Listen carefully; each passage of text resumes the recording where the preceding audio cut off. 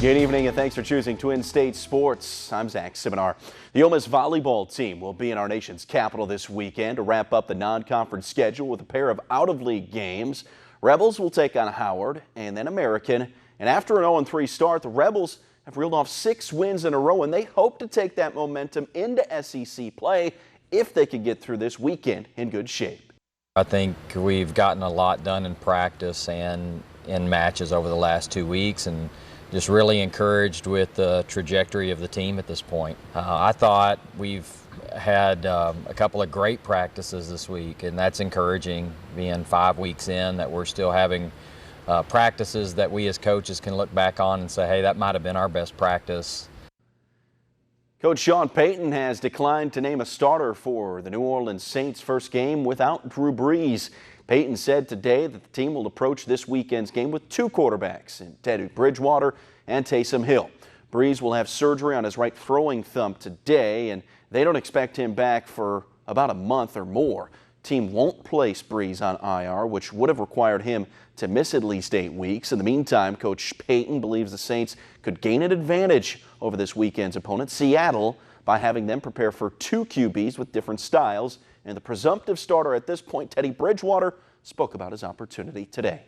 I hadn't played any meaningful football since 2015. It's just all about being myself.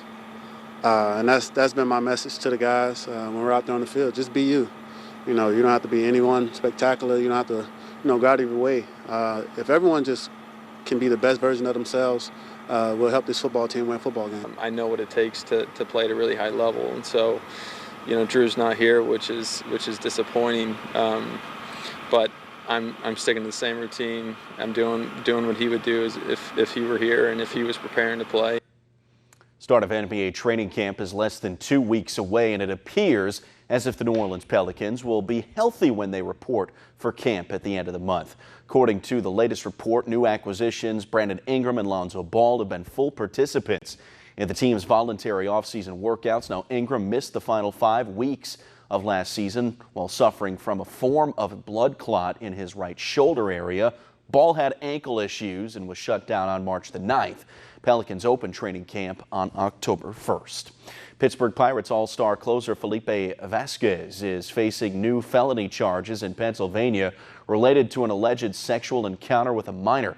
Authorities were contacted by the Florida Department of Law Enforcement at the beginning of August regarding contact between a 13-year-old girl and the 26-year-old Vasquez. According to an affidavit, the two made contact via social media. Then Vasquez met up with the girl in front of her house, and the two had intercourse in his car. Now, Vasquez admitted to police that he tried unsuccessfully to have sex with the 13-year-old girl. He was immediately placed on administrative leave and the restricted list by Major League Baseball. There was some statements and some consistencies with what the victim had related to what we were able to gather from the residence of Mr. Vasquez. And based on that information and consulting with the district attorney's office, we moved forward with a multitude of charges, some of the most serious ones being statutory sexual assault, unlawful contact with a minor, and other several related charges which are felonies.